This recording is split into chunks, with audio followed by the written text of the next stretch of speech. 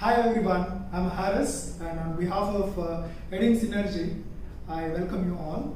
Today I'm here with Sunil Banwari, MD and COO of AT&S Nanjangud, Mysore, to discuss about the impact of COVID-19 on industries and the global economy as a whole. Before that, I request Sunil Banwari to introduce himself and AT&S to us. Hi everyone, I'm Sunil Banwari, Managing Director and COO of AT&S India. I'm happy to be back in India after 30 years overseas. Again, it's been a year and a half, and I really enjoy my time here as AT&S India, which is the leading worldwide conglomerate of PCB, printed circuit board manufacturing. Within India, we are also the top-ranked PCB supplier, and again, we have been in this country for over 30 years, and I'm very proud of the strides we have done, which culminated most recently in us getting the top PCB supplier and manufacturer award for the year 2019-20. Again, this experience really helps supplement what I've learned over the years. I've worked for top companies like Intel for 20 years and ON Semiconductor for 7 years. So again, all this experience, I've really found it very beneficial to contribute to my efforts in making AT&S the biggest footprint in India, and also being a champion of making in India for the world by being the leading exporter who exports 95% of what we build to the world. Well, that's so nice to know about you, Sunil. A great experience you carry, and it's very interesting to know that AT&S is the largest exporter of USB components.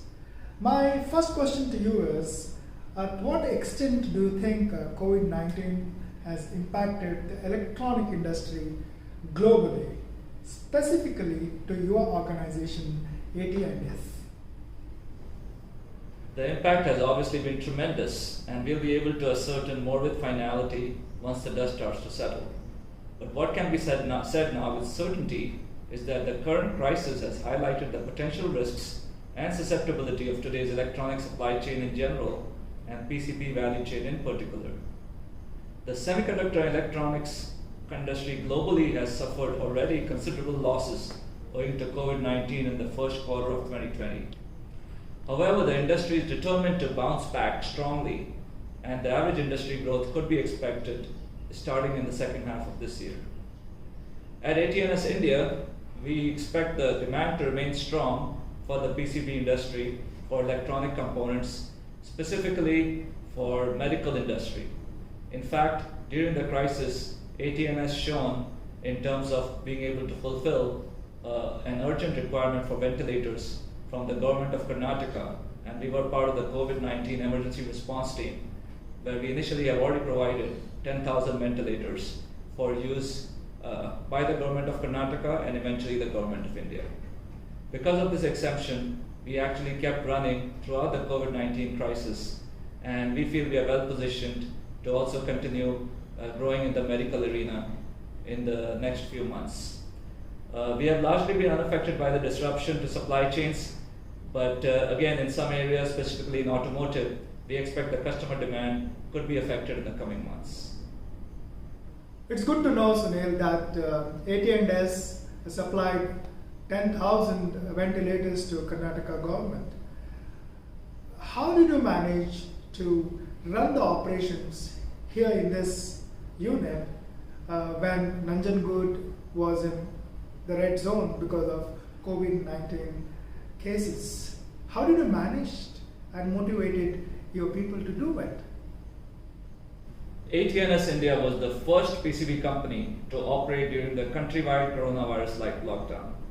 With the new and evolving situation related to the coronavirus, we constantly monitored all developments proactively and minutely, and we were very agile in reacting to any changes.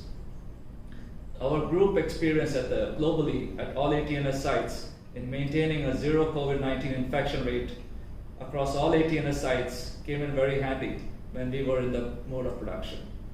We were successful in building upon our in-house experience from the group sites across the continents, along with the government advisories from the center and the state, to put in a detailed SOP on COVID-19 safety measures, which acted as a confidence booster and motivator to all the employees. AT&S India took all possible precautionary measures proactively to to ensure health and safety of all employees and business partners. A dedicated coronavirus task force was set up under the direct leadership of AT&S India Board of Management. We met daily to take stock of the situation, and we spearheaded a drive to safely and smoothly function, with the result that we started with no safety incidents, which is unlike what you see in some of the news headlines. The task force ensured total adherence to all rules and advisories, not only from the government but also from the World Health Organization, very diligently. Our factory in Nanjangud almost immediately became fully compliant to the 25-point guideline on continuation of operations issued by the Directorate of Industries and Commerce, Government of Karnataka. Additionally, daily in-house safety audits were also carried out, focusing particularly on COVID compliance, which ensured that people could trust that the workplace was as safe as anywhere else. That's very good to know, Sunil. Do you think the post-COVID the operations will evolve? New normals such as online meeting, training on virtual platforms, and work from home are going to be the way of our working life. Do you think something like this will happen at AT&S too? Yes, indeed. COVID-19 has cast a new normal, not just for electronic component manufacturing, but for the whole industry at large. Now there'll be a need to be more efficient with even less on-site workforce, as many in the corporate offices might have to work from home. In fact, many companies are finding that jobs which they used to define as can be done only from the office, they are finding that they can be as easily done from the home, and it's really challenging the whole paradigm on why you need to be at work to get the job done. On the other hand, the manufacturing industries obviously have their limitations with a larger mandate at being at work, because that's where the machines are. But we too are incorporating the new normals such as online meetings, virtual training, and more, some of which were already in practice as part of the global protocols since a long time. But really the main thing which strikes you is now social distancing is a fact of life, and it's a reality on the shop floor. And we are flexible about reimagining our operations to ensure a balance between our operational requirements and worker safety, while also focusing on lean manufacturing. All of us are going through a tough time, and there are many industries which are struggling. Now, what is your advice to these industries? What do you think they should do to survive and revive? As the old saying goes, the Chinese character for crisis is the same as opportunity. And so really the message is, within every crisis lies opportunity. And again, yes, we have all been through a tough phase, and there's a definite need to redefine business continuity, as the old methods are not sufficient when we are facing the unseen COVID challenge. One example you can see, and this is really an example where we grabbed opportunity in the middle of crisis, is we tapped the medical electronics segment where we were non-existent during the crisis to really change our business strategy to focus on things we had not done before. And this is really what helped us going through the shutdown, and even getting our workforce to come to work, even when their family was scared. They knew they had to come deliver ventilators, because that's what the people out there needed. And really, I think this is just an example of how being nimble-footed and innovative in the approach to emerging challenges can help to steer you away from a shipwreck. Of course, the challenge in each industry is unique, and everyone will have to find their own answer. One size will not fit all. But I think really the agility is needed to survive in a situation like this. The best example we can give you is, again, I worked at Intel, which is a role model in business continuity. I worked at many other big companies which have business continuity challenges and processes which can handle the biggest challenge. But what we were not prepared in Nanjangud is to be a neighbor of a factory, which was the epicenter of COVID. And this is something which really no business continuity plan is prepared for. But despite that, we rose to the challenge. We kept going during the lockdown, and we did it with 0 COVID cases while serving a critical need for the country. So I think even though you cannot rely on a standard playbook to get you out of a crisis, the agility, the responsiveness, the learning from others, and finding a way out of every crisis, putting your best minds at work is what you need in order to survive these challenges. That is a very interesting suggestion that you have given. I'm sure the industries will find it pretty interesting to implement.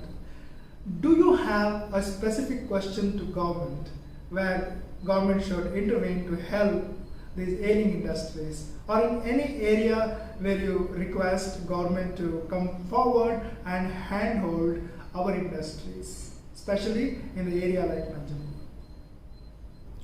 The government's policies on Make in India are in the right direction, and it's clear that MeitY, Invest India, Ministry of Commerce, they're all listening closely to the industry stakeholder feedback through various consultations, which again I've been fortunate to be part of both informally and informally, and this will tremendously improve the ease of doing business. I think the ease of doing business index has really taken a lot of strides under the current government. But the new challenge really emanates from the rigorous COVID-19 SOPs and general sentiment in the economy, which is the headwind which we are now swimming against. Having said that, we should also take note of how our Asian neighbors are also fiercely grabbing any supply gaps in the market because of the curtailed industrial operations in the rest of the world. The government has done really well by rising to the challenge, but the world market itself is experiencing disruptions, and it's actually a propitious time when our customers are also looking for alternatives to the existing supply base. So the government could still really do better by beginning to formally recognize printed circuit board as a base building block, because that's what it is. It is the building block on which the entire electronics industry rests. Whether you're talking medical, whether you're talking industrial, whether you're talking automotive, in all of these areas, you start with the printed circuit board. So by recognizing the criticality of that, and this is something I'm seeing, I think in my consultation I'm seeing an awareness, whether it's the highest levels of Ministry of Electronics or Commerce, they all specifically see PCB is what enables the ecosystem. So I think that realization has sunk in, and really what we're looking forward to is policies which formally support that direction. And I think that's what we need to focus on. And that's really what I think will enable us when we talk about making in India and making in India for the world. This is the way to start, by building the base. That's how you can start building mobile phones, defense electronics, cars. All of that is possible when you build the printed circuit board right here. It's very interesting to know, Sunil, that you are active in various industries bodies. I'm sure your work will have a larger impact. My question now is pretty personal. How did you manage your time, your personal space during COVID-19? Keeping myself busy at work was a sure way to preserve my sanity. And I have to admit that my wife was a pillar of strength and comfort during the tough times. At the same time, I'm thankful that I was not all alone, and that in fact there was someone I could rely on to give me company in these tough times. When I was struggling with getting a lot of things at work, including the possibility of how to keep my operations running, how to get people to come to work, and in all those challenges, my wife really acted as, if you will, my advisor. I'm also fortunate that my mother happened to be out of town, because I would have hated to be coming to work and meeting people every day while she was at home, and I would constantly be worried about infecting her. I also took the time to catch up on some long pending reading activities that I've been meaning to do, and also took some time to also focus on my fitness regimen, though admittedly it was not so easy with the outdoor restrictions as all of us experienced. But I honestly feel, I think it helped us realize what is it that we value most in life. And I think it left me, and I'm sure others in this position, better persons than they were before the lockdown. I thank Sunil Banwari on behalf of Aiding Synergy for giving his valuable time today. I'd like to know from you, sir, what do you think about Aiding Synergy and their initiatives in Mysore? Aiding Synergy Group is doing a wonderful job to connect industry and academia together. They have been a key driver in developing a syllabus which is relevant to the industry needs, and really tailoring to the needs and aspirations, not just of the industry but also of the students. They've also been instrumental in coordinating at high-level conferences and convening the top industrial bodies like CII, NHRD towards this goal. I think if you take this COVID-19 crisis for instance, they came to the rescue of the needy in Mysore by serving 10,000 packets daily, which was appreciated by one and all, including the ministers. Outstanding work, Aiding Synergy Group. Thank you, Sunil, for that wonderful discussion. I'm sure the insights that we have got today will help most of the viewers out here. Viewers, thank you for watching our series.